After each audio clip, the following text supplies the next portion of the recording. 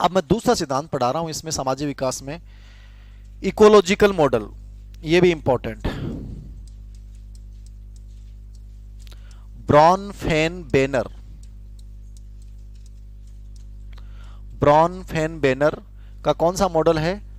पारिस्थिति परक। पारिस्थिति परक को इंग्लिश में क्या बोल देंगे? Ecological model. क्या बोलेंगे? Ecological model. तो पारिस्थिति परक मॉडल जो है ना, ये ब्रॉनफेन-बेनर ने दिया था और ये परिवेश की भूमिका पे बल देता है। किसे भूमिका देता है? परिवेश। इकोलॉजी इंपॉर्टेंट मानता है। लिख लो, ब्रॉनफेन-बेनर का पारिस्थिति परक मॉडल, इकोलॉजिकल मॉडल। और ये किसको इंपॉर्टेंट मानता है? परिवेश। किसको इंपॉर्टेंट मानता है? परिवेश को इंपॉर्टेंट मानता है।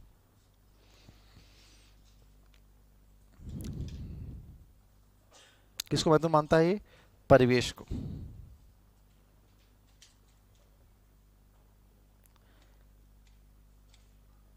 परिवेश जानो, परिवेश बहुत इंपॉर्टेंट हुआ। आपने चारों तरफ जो आवरण है बिना आप परिवेश बोला, यह कहता है कि परिवेश आपके विकास को, सामाजिक विकास को प्रभावित और निर्धारित करता है। इसने 5 मंडल बताए हैं, आपने देखा होगा। और अच्छे प्रश्न आते हैं, रिट में जरूर प्रश्न आएगा यहां से, क्योंकि एनसीईआरटी में स्पेशली इसकी बहुत चर्चा कर रखी है। 5 मंडल हैं ब्रॉनफेन-बेनर का इकोलॉजिकल मॉडल। उन पांचों मंडल के एक सीक्वेंस में प्रश्न 3 टाइप के पूछेगा। कौन सा मंडल नहीं बताया है यह प्रश्न पूछेगा, नाम याद करने हैं। कौन से मंडल में कौन सी घटना होती है यह पूछेगा। और क्रमबद्धता पूछेगा कि आरोही क्रम में या अवरोही क्रम में इनको व्यवस्थित कीजिए। तो आपको पता होना चाहिए पहला कौन सा है, दूसरा कौन सा, तीसरा कौन सा, चौथा कौन सा, पांचवा कौन सा। इसके 5 मंडल हैं। पहला मंडल है सूक्ष्म मंडल, इन अफा लघु मंडल भी बोल सका, ठीक है ना, माइक्रो सिस्टम।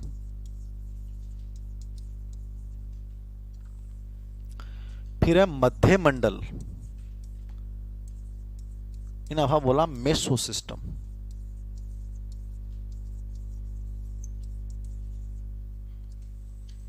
फिर है बाह्य मंडल,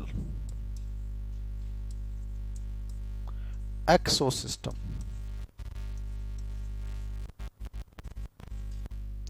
फिर है वृहद मंडल, मैक्रो, MACRO। फिर है घटक मंडल, या इसको समय मंडल भी बोल सकते हो, क्रोनो।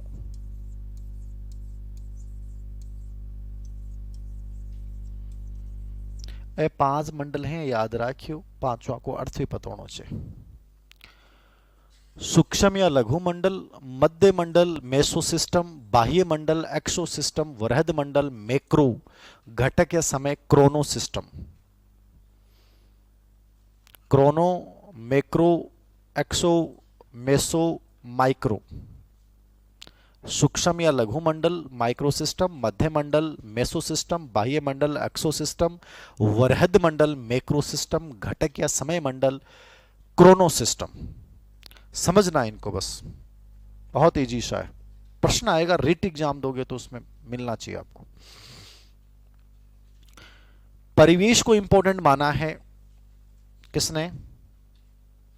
ब्रॉनफेन-बेनर ने। इसमें पहला मंडल है सूक्ष्म या लघु मंडल माइक्रो सिस्टम। माइक्रो सिस्टम क्या होता है? मेरे आसपास के जो लोग हैं वो मुझे प्रभावित करेंगे। और मेरा जो सूक्ष्म लघु मंडल होता है उसमें कौन कौन होता है? तो आपसे पूछेगा, लघु मंडल का भाग नहीं है, वहां एक ऑप्शन नेगेटिव होगा।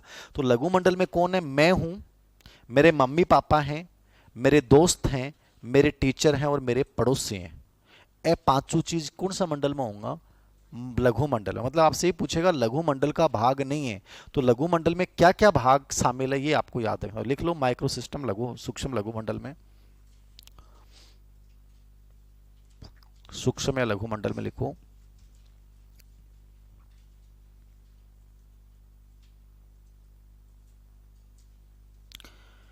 इसमें बालक स्वयं, इसमें बालक स्वयं तथा माता पिता, दोस्त, इसमें बालक स्वयं, माता पिता, दोस्त और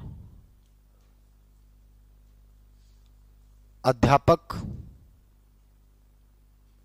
मतलब ये मान लो कि परिवार भी आगो, विद्यालय भी आगो, पड़ोसी भी आगा, दोस्त भी आगा और खुद भी आगो। इन अफा बोला सूक्ष्म। मतलब बच्चा जिनके साथ आसपास के एनवायरनमेंट में इंटरेक्शन करता है वो होता है माइक्रो सिस्टम।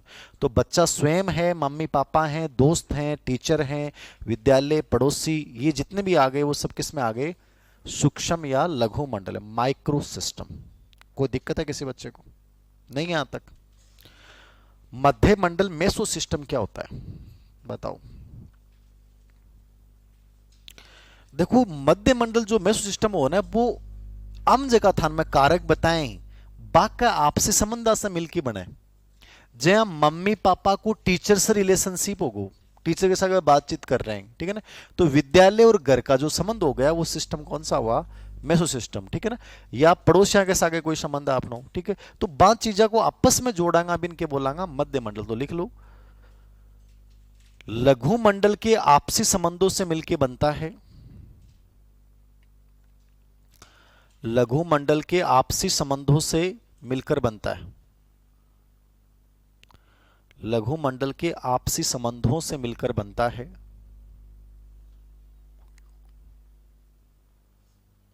लघु मंडल के आपसी संबंधों से मिलकर बनता है। क्या लिखोगे इसमें आगे? जैसे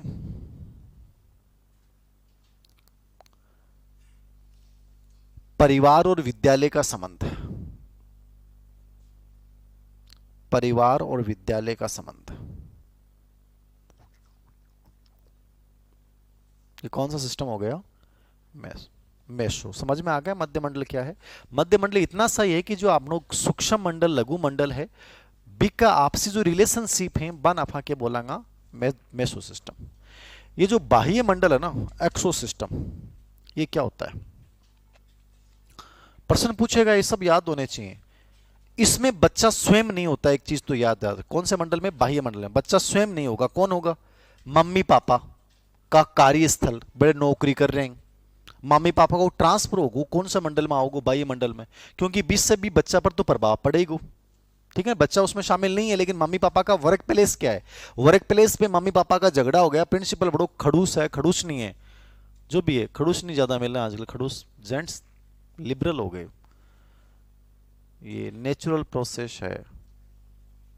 जिसके पास अधिकार नहीं आए दिए गए और जिसके बाद अचानक से अधिकार आए तो फिर वो निरंकुश बनेगा, वो बदला लेगा, प्रतिकार लेगा। इसलिए आप कभी भी देखना, महिलाएं जहां प्रमुख पद पे पहुंची हैं वो ज्यादा निरंकुश बनी हैं। पुरुष चूंकि उसके पास अधिकार रहे हैं इसलिए उसे कभी फील नहीं हुआ कि मेरे पास आज प्रिंसिपल बन गया, मैं ये बन गया, तो उसे लग रहा है ठीक है यार, प्रोसेस है। आप ये देखना, मैंने तो देखा इसका प्रैक्टिकल एग्जांपल। आप आगे नौकरी करोगे तो आपको महिलाएं महिलाएं मिलेंगी एचओडी, तो आप लड़कों को बहुत विनम्र बनना पड़ेगा, बहुत अच्छे से व्यवहार करना पड़ेगा, क्योंकि उनके लिए संकट, ये संकट लेडीज के लिए भी है, क्योंकि लुगाई जो है ना बा, लुगाई के सागे कदी कोई खड़ी रहे आ मामला प्रशासन में अधिकार भी कुछ शोषण करे, फिर भी चिट रहे। विपरीत लिंग के प्रति तो पॉजिटिव प्लस ये रहे कि थोड़ा सा आकर्षण रहे, ये प्लस पॉइंट रहता है कि थोड़ा फायदा मिलेगा। लेकिन लेडीज जो टीचर हैं वहाँ प्रिंसिपल लेडीज है, तो वह लेडीज बहुत गाड़ काट है, बहुत रॉन्ग। ये नॉर्मल चीज़ें हैं, आप अड़ोस पड़ोस में देख लेना आप आगे आने वाले टाइम में। तो मम्मी पापा के साथ वहाँ वर्किंग प्लेस में अच्छा नहीं होता तो उनका मूड खराब हुआ, उनका मूड खराब हुआ तो घर पे उस मूड को लेके आए, और उस मूड का परिणाम कहाँ देखने को पड़ा? आप पे पड़ा। तो मम्मी पापा का वर्किंग प्लेस है, मम्मी पापा का ट्रांसफर है, सरकार की नीतियां हैं। कोई भी सरकार नीति काट दे कि भाई जो भी 3 साल पे एक जगह जमे हुए हैं उनकी स्थानांतरण किया जाता है, उस सरकार की उस नीति से आपका घर का बैलेंस बिगड़ गया, तो सरकार की नीतियां बाह्य मंडल में आएंगी। मनोरंजन के साधन बाह्य मंडल में आएंगे, हॉस्पिटल आएंगे, धार्मिक स्थल आएंगे, वो सब किस में आएंगे? ये सब आपको प्रभावित करेंगे, लेकिन आप प्रत्यक्ष रूप से इनमें शामिल नहीं होते हो। तो लिख लो बाह्य मंडल में। बच्चा स्वयं प्रत्यक्ष शामिल नहीं होता, बच्चा स्वयं प्रत्यक्ष शामिल नहीं होता, बच्चा स्वयं प्रत्यक्ष शामिल नहीं होता,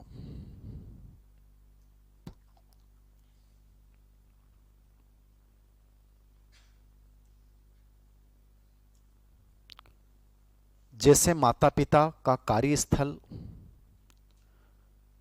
माता पिता का कार्यस्थल, स्थानांतरण, माता पिता का कार्यस्थल, स्थानांतरण, धार्मिक स्थान, चिकित्सालय, धार्मिक स्थान, चिकित्सालय, मीडिया, धार्मिक स्थान, चिकित्सालय, मीडिया और मनोरंजन के साधन। किस साधन? मनोरंजन के साधन।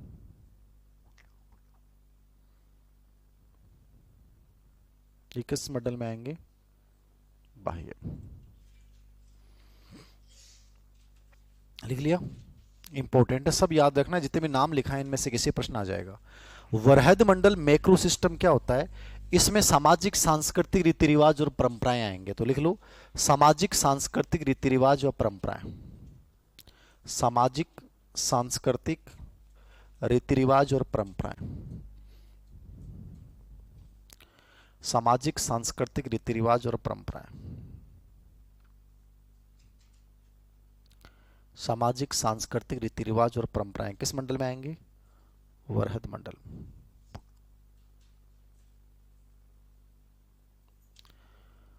और समय या घटक मंडल, इसमें क्या आएगा? इसमें आपके जीवन की घटनाएं, चाहे वो ऐतिहासिक घटनाएं हो, चाहे वो सामाजिक घटनाएं हो, जैसे थारे मम्मी पापा में डिवोर्स होगो तो वो थारे जीवन में प्रभावित करेगो, तो वो ही मांगो, तलाक आगो हो गया, थारी कोई घर में आर्थिक संकट आगो, वो भी इसमें आएगा। तो लिख लो इसमें ऐतिहासिक व सामाजिक घटनाएं, ऐतिहासिक व सामाजिक घटनाएं,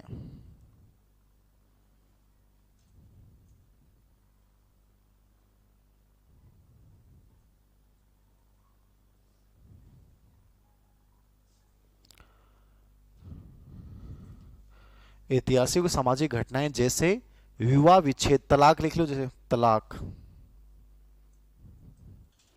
आप में से कितने लोग तलाक के समर्थक हैं? हाथ ऊंचे करना। अरे अया नहीं, मतलब थाने लगे कि कोई चीज एक चर्चा हुआ है। मैं क्या था कि पहले थोड़ा सा कन्वेंशनल टाइप पर्सनैलिटी थी मेरी, रूढ़िवादी था मैं। मतलब मुझे चीज़ें परंपरागत बहुत अच्छी लगती थी कि चीज़ें चल रही हैं वो अच्छी हैं। मैं आज भी इन चीज़ों में विश्वास रखता हूँ कि आदमी को जहाँ तक चीज़ें हैं निभानी चाहिए। बट कुछ पिछले 5 साल में मैंने लिटरेचर बहुत पढ़ा है, साहित्य बहुत पढ़ा है, तो मेरी सोच जो है वो रूढ़िवाद से कंप्लीट हट गई। मतलब मैं जो आपको बोल रहा था ना संपूर्णता वाली स्थिति, उस पर मैं आजकल चीज़ें बोलने लग गया, खुल के बोलने लग गया, जबकि मैं कह रहा हूँ कि ये मेरी पर्सनैलिटी का पार्ट नहीं था, बट कुछ साल में आया है। आप जहां सहज नहीं हो जिस रिश्ते के साथ, उस रिश्ते के साथ बंध के जीना अच्छा है या उसको आजाद कर देना अच्छा है? ये है संपूर्णता वाली बात, समझ गए आप? अब मैं इसी चीज को कहूंगी, कन्वेंशनल बात ये कहती है कि हमें निभाना चाहिए, बट उस निभाने में क्या है, आप अपने आप को भी खो रहे हो और अगले के साथ भी आप अनजस्टिस कर रहे हो। समझ रहे हो आप? लाइफ एक अलग चीज है। अब जब जीवन दर्शन को आप पढ़ते हो ना, मैंने जीवन दर्शन पे बहुत वर्क किया है इन कुछ सालों में, तो लाइफ को जब दर्शन को पढ़ते हो तो आपको लगता है कि यार जीवन शिकायतों के लिए नहीं मिला आपको कि आप ये कहोगे 5 साल बाद में कि यार नहीं मैं ऐसे कर लेता वैसे कर लेता। समाज उसको गलत ठहरा सकता है और गलत ठहरा सकते हैं, लेकिन उस विवाह विच्छेद को गलत मैं इस नजरिए से नहीं ठहराता कि यदि उसे वहां खुशी नहीं मिल रही, उसे वहां बहुत प्रताड़ना मिल रही है, तो वो क्यों निभाए, उसको क्यों निभाए? उसको 100% क्या होना चाहिए? उससे आजाद होना चाहिए। आपको भी जब जिंदगी में ऐसा लगे ना किसी के साथ कि कोई इंसान आपके साथ खुश नहीं है, तो आप चल के बोलना, मेरे स्टूडेंट होने के नाते, जाओ आप, आजाद हो यार, जी ले जिंदगी, जा सिमरन जा।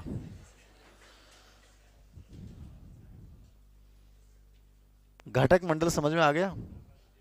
हैं? क्या होगा वो तो? हाँ अरे आप बता रहे हो, एक बात है, लिखो। सामाजिक विकास पूरा हो गया, ये दोनों सिद्धांत समझ में आ गए। एक छोटा सिद्धांत और करवा रहा हूं। ग्रेड फेस्ट में एक प्रश्न आया था,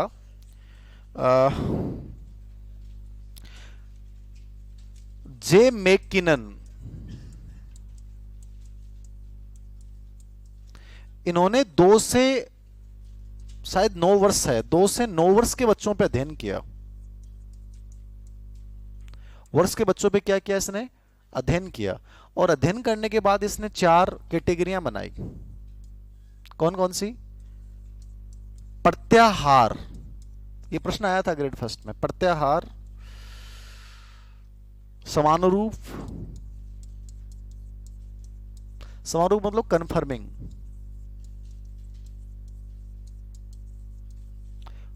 प्रत्याहार का मतलब होता है विड्रॉल,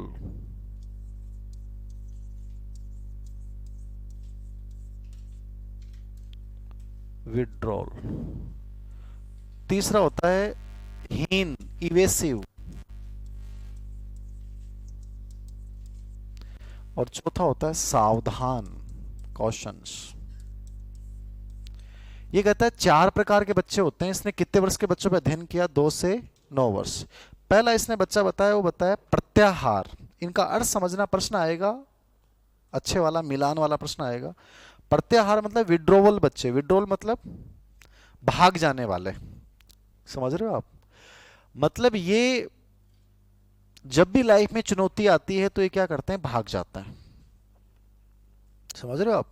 जब भी प्रॉब्लम आती है तो भाग जाते हैं। भारत में 80% साधु इसलिए बन गए क्योंकि जीवन की चुनौतियों का सामना नहीं कर पाए और वो भाग गए। बाद में ज्ञान देंगे मैं जीवन दर्शन, आध्यात्मिकता की वजह से, आध्यात्मिकता की वजह से तो आप गृहस्थ जीवन के साथ बहुत गजब का आध्यात्मिक ज्ञान प्राप्त कर सकते हो। आपको भागने की, गृह त्याग की जरूरत ही नहीं है, क्योंकि गृहस्थ जीवन ही आपको आध्यात्मिक बना देगा, वो आपको रियल ज्ञान देगा। तो जीवन के संकट व चुनौतियों से घबराने वाले, मतलब ये दूसरों के साथ मिलने से डरते हैं। प्रत्याहार का मतलब सामाजिक व्यवहार करने से डर लगान, तो ए भाग जाएं। समान रूप होता है कन्फर्मिंग, ये सबसे अच्छे सोशल बच्चे होते हैं। जैसा माहौल है वैसा अपने आप को ढाल लो, ये खुश रहते हैं हर जगह, जैसी परिस्थिति मिली उसके अकॉर्डिंग ढाल लिया अपने आप को। ये तो ये बहुत बेस्ट बच्चे हैं और हमारी कल्चर का एक पार्ट भी हैं। हमने समान रूप बच्चों पे बहुत बल दिया है। हीन, एवेशिव, गुस्सैल और चिड़चिड़े टाइप के बच्चे होते हैं।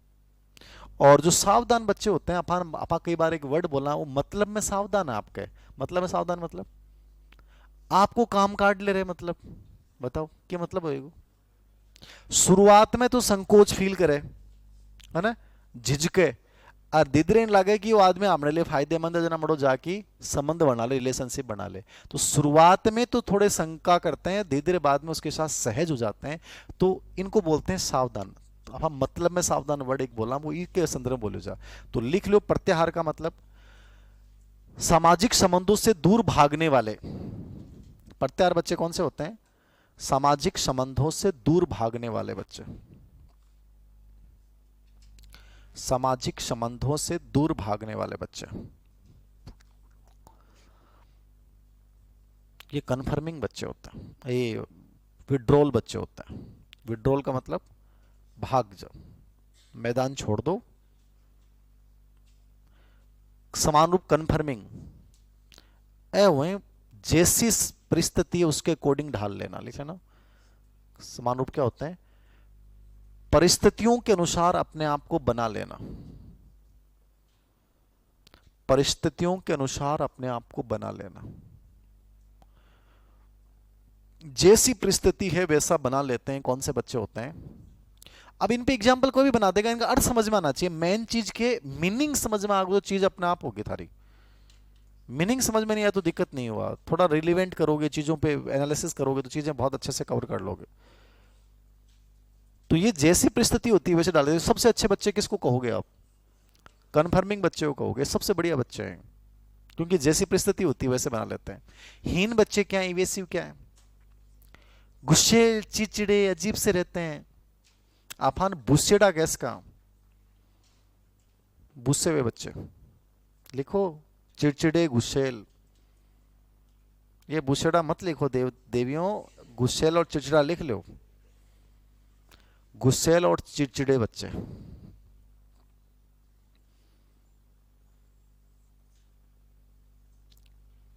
और चौथे होते हैं सावधान। ये क्या होता है?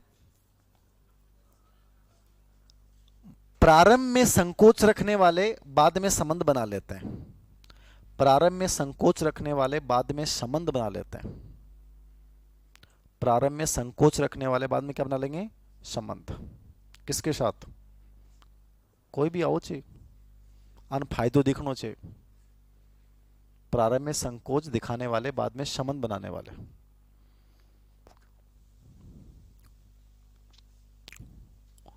मतलब फायदा के आधार पर रिलेशनशिप बनानी आदमी हुए। ये सोशल डेवलपमेंट मैंने मेरे अकॉर्डिंग बहुत बढ़िया तरीके से आपको पढ़ा दिया है। अब मैं चौथा विकास पढ़ा रहा हूं, इमोशनल डेवलपमेंट।